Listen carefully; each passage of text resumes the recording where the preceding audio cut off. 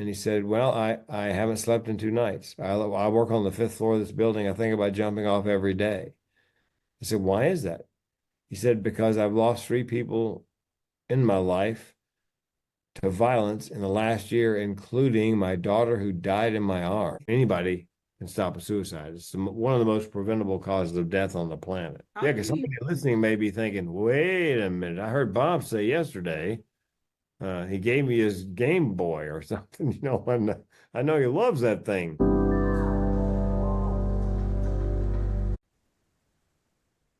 Frank, oh my goodness. We are in for a treat today.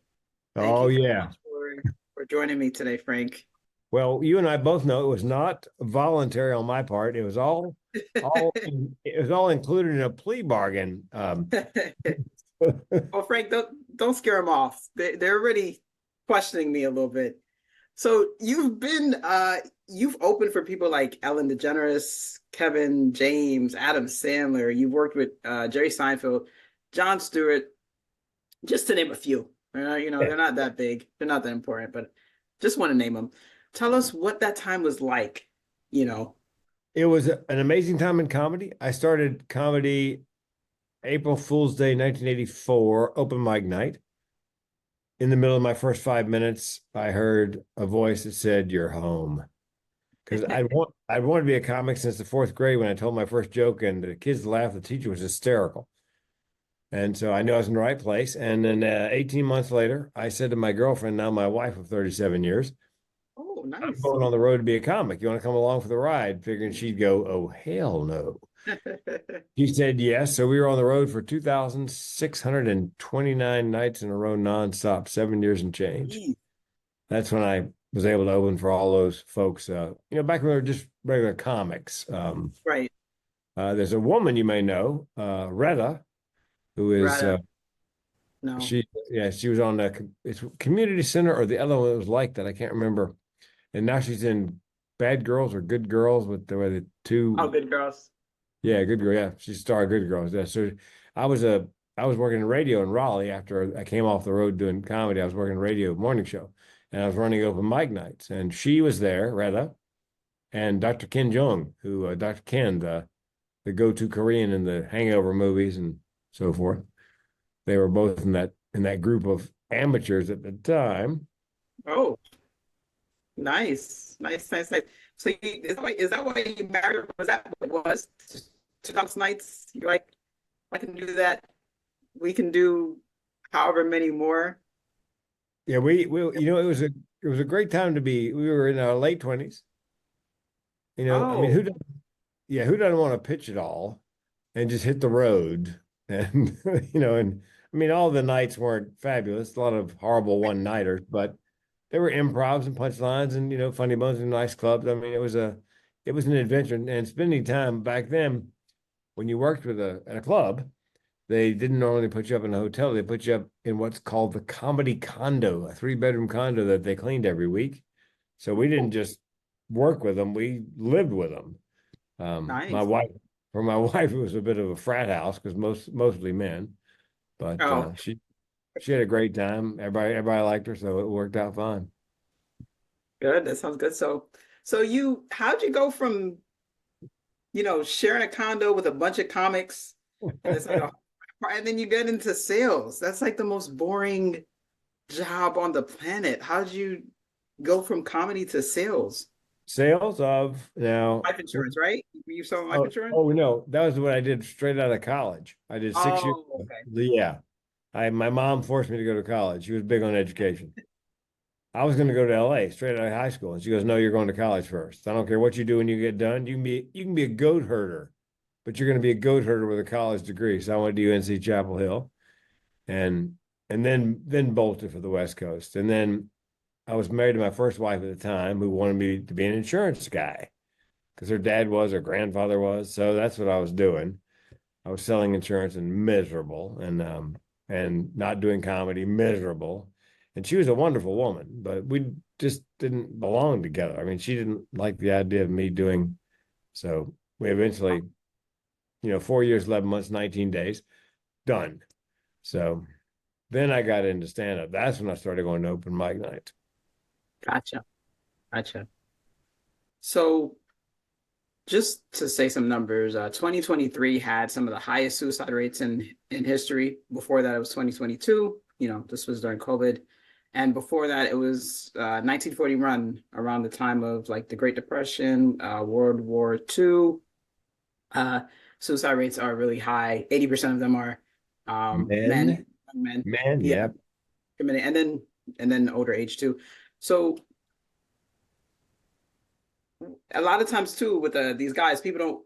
A lot of times there's studies that suggest that the family couldn't tell. That's like a common theme with certain studies. Like no one really could tell. Like when they said, "Why did you think this person did it?" They had no idea.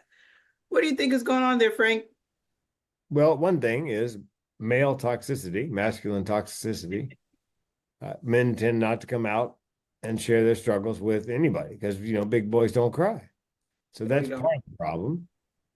And if you poll people and ask them, do they think suicide is preventable? Yes. And then if you ask them, well, how would that happen? How do you do that? I have no idea. So here's the thing. 8 out of 10 people who are suicidal, 8 out of 10 are ambivalent. They cannot make up their mind. And 9 out of 10 give hints in the last week leading up to an attempt, which means you can make a difference. You can save a life, and you can do it by doing something as simple as what we're doing here, and that is having a conversation if you know how. And that's what I teach the audiences when I speak, how to spot the signs and symptoms of depression and the signs and symptoms of thought suicide, what to say, what not to say, what to do, what not to do. So because if you tell somebody who's lost someone by suicide, you tell them the signs and symptoms, they'll realize that there were indications, there were clues, there were hints. It's called the tyranny of hindsight. You're like, oh my God, I can't believe I missed that. So that's what I do is I teach those signs and symptoms and what to do so that people can step in and stop suicide. Which is great work. And we'll talk about that a little bit later. One of your TED Talks, you said that you were talking about entrepreneurs and famous people. And I was looking that up, and I saw that entrepreneurs struggle a lot with mental health. 72% of entrepreneurs have struggled with mental health at some point. As someone who's worked in the industry, who is an entrepreneur, who's worked around famous people, who's worked around all that stuff, why do you think that is? Well, with the entrepreneurs, fully a third of them are actually beyond just having mental health challenges. A third of them, by the two studies I read, were depressed and suicidal. And part of it could be unmet expectations, long hours, little sleep. But part of it could be a condition I have called chronic suicidal ideation. I was going to kill myself in 1984 in January because I was married and miserable, selling insurance and miserable, and not doing comedy and miserable. And I thought, why don't I just kill myself? And then my second thought was, wait a minute. I could divorce my wife, quit my job, try comedy. If it works, great. If it doesn't, hell, I can still kill myself. And Right. I think oftentimes I've met several people since who had the same thought process. And I think maybe Anthony Bourdain and Kate Spade both had great jobs. Kate was the head of like the editor of the accessory division of some large women's magazine, and Anthony Bourdain was in school at yeah, it was not an Ivy League school, but Like, a good school. yeah. My said, but he always worked in restaurants. And when he was 8 years old, his folks took him to Paris, France, and he fell in love with food. So in high school, he worked in restaurants. In college, Vassar, he went to Vassar. College, he was working in restaurants. That's when he was the happiest. My thinking is, he said to himself, Vassar's great. I got a good major. I'm probably going to get a good job when I get out, but this is not where I belong. And maybe he had the same thoughts I did. I could just kill myself if I don't make some changes. And Kate Spade, I suspect, and both of them had underlying mental health issues, both self-medicated. Neither one had therapy. Kate Spade, sadly, her sister said after she passed away by suicide, Kate didn't want to get therapy because, and this is a quote, it would ruin my happy-go-lucky brand. Huh? Oh, yeah. Yeah, I can't. And she did herself in with one of her own scarves. Anyway. So I think that So several factors. Sometimes it's just unmet expectations, little sleep, too much work. But I think Combination. a significant number of us, same thought, I'm miserable. This is not what I should be doing. I should be doing something entirely different. If I don't, I'm going to kill myself. So my thought was, well, what have I got to lose? I What do mean, you got to lose? if I stay put, I'm going to kill myself. So I'm going to try comedy. Hope it works. Yeah, well, I say I'm happiest when I get to talk to people like you. So I get to be in my zone talking to people like you. But let me ask you something, Frank. It sounds like part of why you were so down was one, it sounds like you were married to the wrong person, Yep. someone who didn't get you. You were doing the wrong job, a Yeah. job that didn't fit your spirit. And I think the combination, would you say the combination kind of propelled you into that mind state of like, I don't know what to do, I don't know who to go to, I don't know who to talk to about these issues with, my job, my wife, especially back then. Actually, the third leg of that stool is, and I wasn't doing comedy. And I was Exactly. wise enough to realize, look, if I don't do comedy, I'm going to kill myself. So I had to figure out a way. And then that's when I realized, wait a minute, I could divorce my wife, quit my job, try it. If it works, great. If it doesn't, yeah, I always kill myself.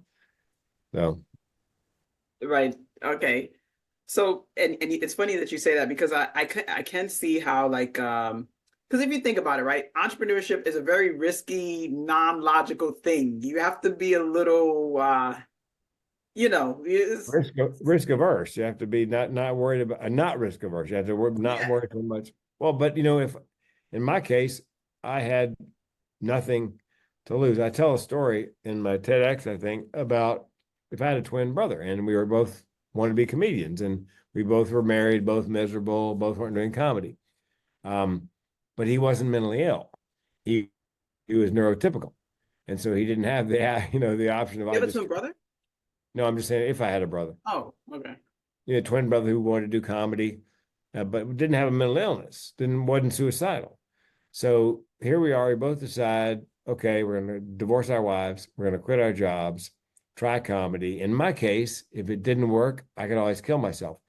In his case, I can see a neurotypical person thinking, wait a minute, I could divorce my wife. I could quit my job. But if it doesn't work out, I've lost everything. Mhm. In my case, I had nothing to lose. So that was that was why the TEDx is called "Suicide: The Secret of My Success," because I'd burned the boats. There's no going back. It was all or nothing. Yeah, and that's what I'm saying. I think it can be advantageous in a way because Yeah. Oh Lord. Yes. oh yeah, because it provides you that logic, that missing, if you're looking at all the stats, oh, it's 90% chance I'm gonna fail, blah, blah, blah, blah. The only thing that can really push you is like, well, I'll just kill myself. Something Yeah. like a little What the heck? then it becomes logical. It's like, well, if I don't do this, you know what I mean? So I can see it being kind of advantageous. So you talked a little bit about chronic suicidality. Um, and so you said that you speak about how you come from a family where you've had multiple people Yeah. commit suicide, correct? Correct. My grandmother, my mother found her. My great aunt, my mother and I found her. I was 4 years old. I screamed for days. I heard that story. It Yeah, was it's gruesome. It's yeah, it's yeah. I mean, when I tell people that, I warn the audience. I go, look, yeah. yeah, we're going to cover some topics that raise strong emotions. So don't feel bad if you need to step out to the foyer here for a few minutes because this is horror movie horrible. Horror movie, horrible. Yeah. What are some suicidal behaviors? You were talking about that. You were hinting at that a little bit. What are some things you say to look out for? Well, can we back up to depression first and then Let's go to yeah. Let's do what you want, Frank. yeah, no, that's right. Just don't kill yourself. Um, the no depression. This is not an exhaustive list, but three things that usually rear their ugly heads. One is the person sleeps too much or they can't sleep. They eat too much or they cannot eat. They have trouble getting out of bed in the morning, so they're late for work or school generally. But in the afternoon, they tend to rally like an entirely different person. And here's one you can observe visually. It used to be they were pretty well put together, but for the last couple of weeks, hair is kind of dirty, clothes aren't quite so clean. They let their personal hygiene go. It may be in part because they're having trouble getting out of bed, simply to run a little wash, take a shower. Um, the the question comes up, what do you say to somebody who's depressed? Well, I always say, let's start with what you don't say. Pull yourself up by your bootstraps. Turn that frown upside down. My personal favorite is, have you tried fish oil?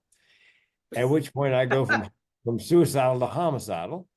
What you do say is, look, I'm here for you, and I mean it. I know you're not lazy, crazy, or self-absorbed. I know that depression is a mental illness. However, with time and treatment, things will get better. I'll take the time. I'll help you get the treatment. And then you have to ask them in no uncertain terms, are you having thoughts of suicide? And I tell people, look, if you can't ask that question, find somebody who can. And if you can't find anybody, call me and I'll ask them.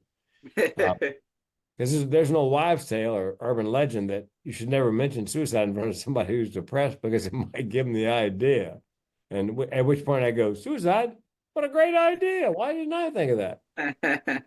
Trust me, it crossed my mind. Now, what if they don't admit it, but your gut tells you they're circling the drain? Then the signs are they talk a lot about death and dying. You catch them Googling death, dying, or how to die by suicide. Death and dying is often a theme in their artwork, their music, their writing. They're getting their affairs in order, especially if they're giving away prized possessions, because they want to make sure the possessions go to the people they want them to go to when they're gone. And here's a counterintuitive one, very dangerous. They've been depressed forever, and now they're happy for no apparent reason. And you're happy because they're happy. Well, they may be happy because they've chosen time, place, and method, and they know the pain is coming to an end. Because a lot of people don't realize that most people who die by suicide do not want to die. They just want to end the pain. I didn't want to die. I just wanted to end the pain. So now, let's say they tell you they're having thoughts of suicide. What do you say? You say, do you have a plan? And if they have a plan, what's the plan? And if it's detailed, time, place, and method, you need to get them to a mental health facility simply for evaluation as quickly as possible. At the very least, get them on the phone to 988, the new text and suicide lifeline number. And the question comes up, when do you call the cops? If they're a danger, an immediate danger to themselves or somebody else, you got no choice. Know this, though, if you call the cops and they come and they find they're actively suicidal, they will drag them in front of a judge, and the judge will decide if they get a 3-day involuntary hold. So they're going to be pissed at you. Yeah. They're going to unfriend you on Facebook. Oh, yeah. But at least they'll be around to do it. So exactly. Now, one last, suppose they have a plan, but it's not really detailed. What would you say? I would say, all right, tell me, you going to kill yourself? If they said no, I would say, okay, tell me why not. Because something's keeping them here. Make them give voice to whatever's, could be kids, parents, religion, who knows? Yeah, but something. Yeah, otherwise you wouldn't be having that conversation. In a few of your talks, you mentioned different stories of somebody having some intuition. And it's strange. Like when you speak about some of your stories, it'll just be like you say, like somebody would just randomly say, "Don't do it," and they didn't say anything, which is so odd. Can you talk about the medical doctor who came up to you, I think, or she felt comfortable because you started talking about. Did you start talking about suicide or something? You were on a boat. Oh yeah, it was a doctor. I was doing comedy on a cruise ship, and I've done that since 2009. And I had done my show. And it was next morning in the Lido buffet, and I couldn't find a seat. And there was a table for two and a woman by herself. And so I pointed, and she nodded. I sat down. She looked up and she goes, "Hey, are you the comedian?" I said, "Hey, did you like the show?" She said, "I did." I said, "Well, then I'm the comedian." She laughed. She goes, "Well, what would you have said if I told you I hated it?" They say I look a lot like him. And she said, and this question comes up a lot, is cruise comedy all you do? And I said, no, I'm a public speaker. And if you don't mind me bragging, I just nailed down my first TED Talk. She goes, I love those TED Talks. What's the topic? Now, I'd had this conversation many times, so I thought I knew what was coming. So I said depression and suicide and actually started a countdown in my head. Three, two, I hit one. She goes, Frank, I tried to kill myself twice. We've just met. We haven't exchanged 35 words. I mean, it was like she was waiting for somebody to start the conversation, to Push bring her it on up. it. She goes, first time was in college, kind of half-hearted, not a big deal. Second time, far, far more serious. I had graduated from college, she said. I had graduated from medical school, had the knowledge, had the equipment, had the IV started in my ankle, had the syringe in one hand, the suicide cocktail in the other, and the phone rings. So now she thinks, do I answer it? Well, I better, she said, because might be somebody who would get worried, come over and interrupt. Picked it up. It's her 13-year-old son. She goes, I don't know if he had a premonition or heard something in my voice, but he said, Mom, don't do anything. So I didn't. I didn't give up on the idea of suicide, but I was not going to do it that day because I knew he'd always feel guilty. Wasn't there something he could do or say to stop my suicide? And I say to the audience, well, I've told you, there are things you can do, there are things you can say, and we just covered those. So, anybody can stop a suicide. It's one of the most preventable causes of death on the planet. That's why it's good you're going over some of these.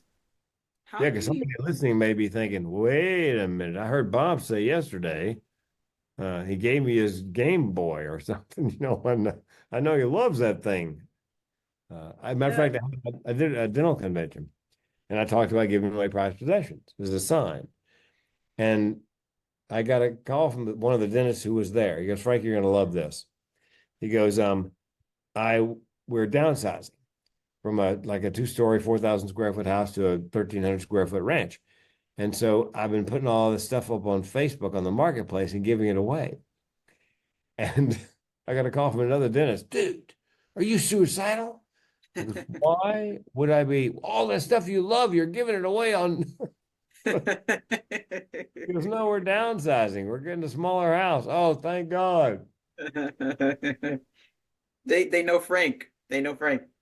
So how do we reduce the suicide risk, Frank? We start the conversation. We look for those signs and symptoms, and then we be brave when we see them and ask if they're depressed and ask if they're having thoughts. I mean, it's as it's if 8 out of 10 are ambivalent, meaning they can't make up their mind, then we can't save everybody, but we probably can save 8 out of 10 if we can just get to them and have a conversation. And 9 out of 10 give hints. So now you know what to listen for and look for. And you're looking for a pattern where you see these things all of a sudden. Wait a minute. He's giving away his prized possessions. He's really happy for no apparent reason. Oh shit. Yeah. Oh, Yeah. Yeah. he used to wear the Old Spice, and now no more Old Spice. Yeah. I love the Old Spice. My dad wore that. What's Frank, what's the best way to manage suicidal thoughts from your experience as someone who deals with this chronically? Well, for folks that have it Divorce chronically, somebody? No. yeah, if folks have it chronically, I've had it so long, they're not serious thoughts about suicide. It's just that you know what it is, and I believe, and I can't swear to this because I've never seen a study on it, but I think with chronic suicidal ideation, it's a coping mechanism. It's your brain saying, well, I tell the story. My car broke down and I had three thoughts. One, get it fixed. Two, buy a new. And three, I could just kill myself. So it's just, it's Right. always option three. It'll solve the problem. You're not gonna like it, but it'll solve the problem. So, so But yeah, but it go can ahead. also spring you into action, right? Because you can get stuck in oh crap, I gotta do all this stuff. But if you're like, well, if it doesn't work out, I can just kill myself. A lot of times, it's not as big of it's not the end of the world anymore. No, as a matter of fact, and a friend of mine who's a psychiatrist said the same thing, is it helps keep me alive because I know that if it gets really bad, I can end it at any time. So it allows me to go on knowing I've got a way out. It's sort of like here in Oregon, we have death with dignity, or where if you have a terminal illness and a doctor says you don't have that much time, and a psychiatrist says you're a sound mind, then you can create the cocktail and choose your time. And what happens is people tend to live longer and better lives because they have that control. Mm. They know they can, they're not going to lose their dignity. They're not going to slide slowly and end up in the nursing home or hospice care. They're in control. So ironically, they live longer and better because of assisted, death, and they call it death with dignity. That's ridiculous. Sorry, I think I cut you off, Frank. I don't know if you were finished with the best ways to manage suicidal thoughts. Oh, I would get an evaluation from a mental health clinician, a professional. You'll find out if you're depressed, is it garden variety depression? Is it a depressive state of bipolar disorder? What exactly is at the heart of the problem? And then I would also get a physical examination, head to toe, because sometimes physical ailments present as mental health issues. Exactly. So get a physical. And if medication for your whatever it happens to be, your mental challenge, I would say take the medication. Now, the thing about psych drugs or psychotropics is roughly anybody who takes a drug, 1/3 of those people like it and it works. A third, it's okay. And the other third, it's horrible. So they now have a DNA cheek swab test where they take your DNA and they try to match it to, let's say, the antidepressant that works best with your metabolism. So it Right. cuts down the number of options and it eliminates a lot of the lab rat kind of you go on, doesn't work, taper off, go on, doesn't work, taper off. So it's a way of dialing in the drug you should be taking. And I take a small amount of something called Wellbutrin. And Yeah. I've discovered about half the people who take it love it, and the other half hate it with a passion. Right.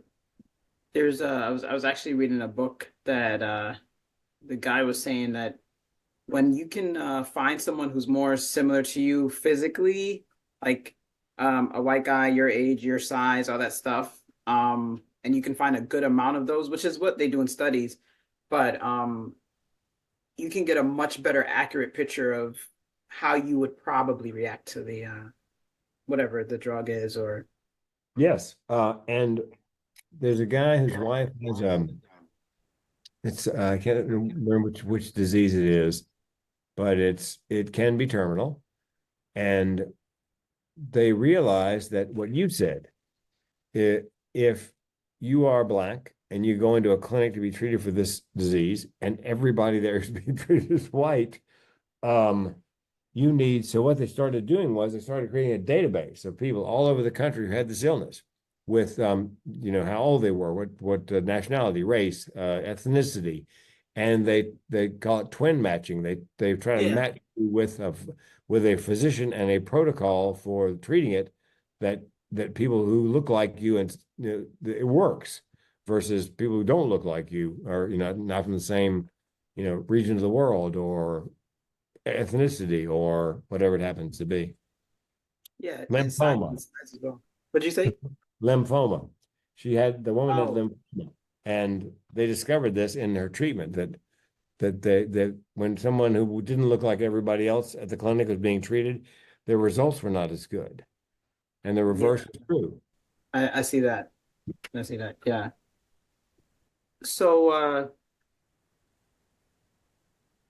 you speak about comprehending the relationship between workplace stress and and suicide, and you say like obviously workplace stress can lead to suicide. What are some techniques to decrease stress that you talk about?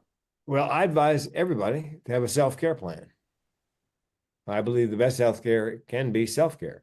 And mine is relatively simple. And the thing you'll notice about the 5 things on my plan, they're all things I can control. I mean, there's so many things in the world we have no control over, Right. but these things. So mine is diet. I'm on the keto diet and I'm a vegan. So I can control my diet. Exercise 90 minutes a day, 5 days a week. I can control that. A good night's sleep. People discount the Yes. fact that, people brag about, I can get by on 3 hours sleep. Oh, dear God. Yeah, They don't know what they're missing, Frank. They don't know what they're missing. They just exactly. don't. I'm 6.5, 7 hours is perfect for me. I finally gave into my circadian rhythms. I go to bed ridiculously early, get up ridiculously early because that's just when my body, that's, first thing in the morning, I mean, early in the morning, my best hour. So diet, exercise, good night's sleep, and paying attention to your cycle. Um, Meditation. I meditate twice a day following a meal. It's called a cat napper. It's an MP3. It's a guided meditation. Takes me down, then brings me back up the other end, kind of a recharge. And medication. Take a little bit of medication. So those 5 things are my self-care plan. I need that day in. And one friend of mine taught me this.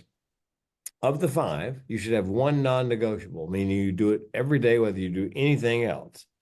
And mine is the working out is my non-negotiable. I do, believe it or not, I'm bodybuilding.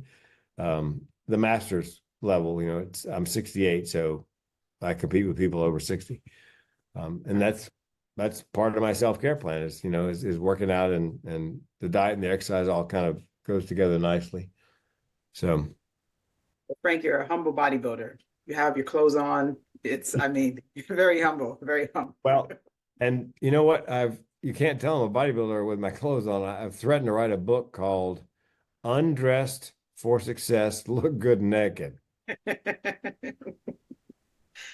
So, Frank, what do you think? Do you think you're switching over to comedy was your biggest transition period to helping you the most? What do you think it was? What was the biggest thing Well, for yeah, say comedy saved my life because I was going to kill myself if I didn't do it. And it was, difficult. I mean, it was hard. Those first years, I mean, when I decided I was going to do it full time, I had no idea how hard it was. Maybe that's a good thing because I might yeah. not. There were 35 of us at those open mic nights, roughly 35 people. And only 3 of us ever escaped gravity and got into it full time. I mean, and we weren't the funniest. We were just the 3 that wouldn't give up. Most So consistent? yeah, exactly. Yeah, life's kind of like that. I mean, we just last person standing kind of a business. Yeah. That was a lifesaver and a big transition from insurance agent. And then in 2012, 13, 14, when I decided to go from funny speaker, comedian, to simply a speaker who's funny, because I wanted to make a difference. I wanted to teach people something. And I couldn't figure out what. I'd always wanted to do that. And then I read a book by Judy Carter called The Message of You, Turning Your Life into a Money-Making Speaking Career. Oh, Yeah, I mean, dead on. And I went into it thinking I got nothing. And then about halfway through, I thought, wait a minute, near suicide, 2 mental illnesses, more nuts in my family than a squirrel turd.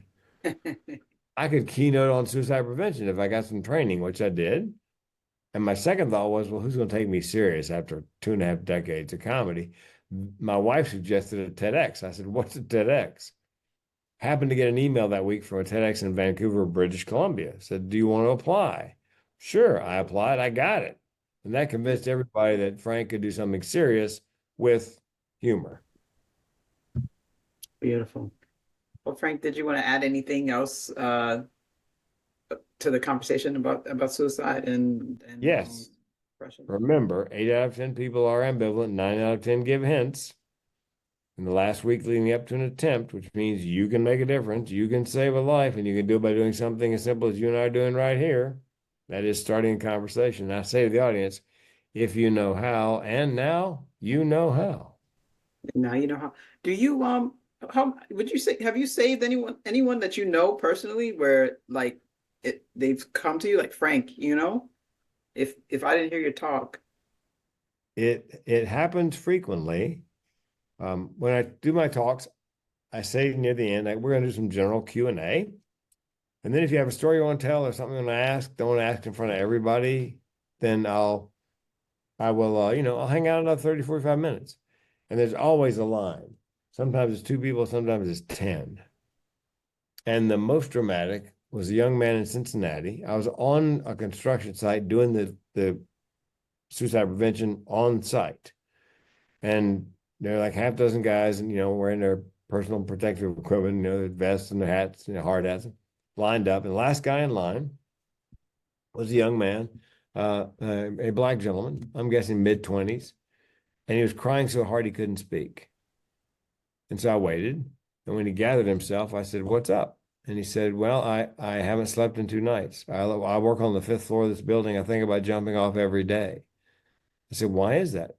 He said, "Because I've lost 3 people in my life to violence in the last year, including my daughter who died in my arms." How'd you like to have somebody pull the pin on that grenade and drop in your lap? So the guy who hired me was with Human Resources. He was standing right there. I said, "Come here." I said, "You need to go and find the EAP, the Employee Assistance Program binder, and find the nearest mental health facility to where we're standing right this minute, and take this nice young man by the hand and get him there immediately because he's circling the drain." So a couple of months later, I had an occasion to talk to the Human Resources guy, and I'm terrified to ask him whatever happened. So finally, I worked up my nerve. I said, "Whatever happened to a nice black, the young man I talked to?" He goes, "Frank, he was evaluated, medicated. He's back on the job." Hmm. Now, my guess is his workmates had no idea of any of that. And I'm guessing a lot of his family probably didn't, if any, didn't know how. But because I got on stage, because I told my story, I was vulnerable as a guy, especially another man. He felt comfortable enough to get in line and wait and then share that story, which is, I think maybe that's why he's still alive today. Probably, probably. So, Frank, thank you so much. Where can people find you, Frank? I'm in witness protection, so don't bother. No, if you go to mentalhealthcomedian.com, mentalhealthcomedian.com. mentalcomedian.com. Okay. Yep. Thank you so much, Frank. Oh, hey, maybe we saved a life today. Who knows? Maybe you made somebody laugh and you made someone or you made someone realize that, oh, that's what's going on with Brandon, or that's what's going on with, Yeah, exactly. That's what, yeah. He and I need to have a chat. I need to talk to him right now. yeah, and I definitely say the boldness component is good, where you say like, don't be afraid to come off as pushy. Yeah. Um, Be yeah, persistent and being persistent. and That's go with your that. gut. If you think, I think he's depressed, and I think he's suicidal. Go with your gut. If that's what your gut tells you, you know, because you don't want to find yourself after the fact, "Oh man, I should have I said something." know. Should have said something. I was too nice because Yeah. yeah, that it, listening to your story, I was like, with the agent telling you, don't do it. It's just so random. But I don't know what they pick up on. But, Yeah. you know, Well, he had other clients that had life insurance, as I did, that had killed themselves for the life insurance to go to their families, which I was going to do.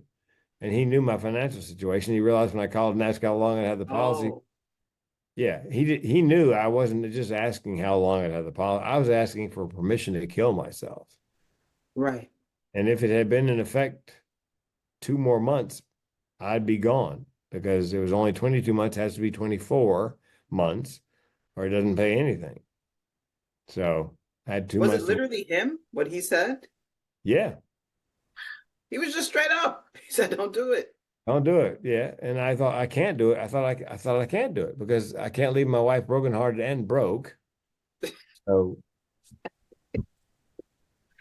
What if you left her? So you would have been fine leaving her brokenhearted and rich. yeah, It was just that was my plan. it was the combo. She was broke. Yeah. Oh See, man. in suicidality, there's something called burdensomeness, meaning you feel like you're a burden to people, family, the world. The world would be better off without you. And I knew she'd be better off financially without me. I mean, I was worth far more dead than alive. So that was my burdensomeness. I thought, well, I can fix this. So I was gonna shoot myself to get her the $1,000,000. It was like you were literally trying to solve a problem. Yes. How your brain was thinking about it. Yeah, I'm gonna exactly. solve this I can problem. solve this problem. Yeah, your brain's like, we can solve this. You're not gonna like it, but we can solve it. Well, Frank, people can definitely find you in your TEDx talks and your website. And thank you so much for coming Yeah. on. Well, thank you. Maybe, like I said, maybe we saved a life. Who knows? Maybe we did. Maybe, or we will, you Or know. he will. Yeah. Somebody stumbles on it and all of a sudden, because a lot of people with mental illness feel like they're alone. It's just them. And I've had people write me and say, I just thought I was alone. And I saw your TEDx and I thought, oh my God, other people go through this? Well. Definitely not alone. Just Google it. Yeah, well, people feel alone though. I felt alone, that nobody else had these crazy, get it fixed, buy a new and kill yourself thoughts. That's after my talks. Almost every time there's somebody in the audience who has chronic suicidal ideation and they don't know it has a name. They think you're just some kind of freak. And I've had people come up crying, because they realize for the first time they're not alone. It's a thing and other That's people have it. So, yeah. well, keep doing what you're doing, Frank. I need to come to one of your shows. You do need to. Well, I'll tell you where you can find me for comedy. Yeah. On YouTube, they have a series called Dry Bar Comedy. YouTube Dry Bar Comedy. Go to YouTube, type in dry, D-R-Y, bar, dry bar, like a bar that doesn't serve alcohol. Yeah. Dry Bar Comedy, and my name, Frank King, and you'll find my special. Okay. I got you, Frank. I got you. Thank you, Frank. And say hi to your cat. Yeah, See we that have cat? 7 of them. So yeah, one's going to wander through at some point.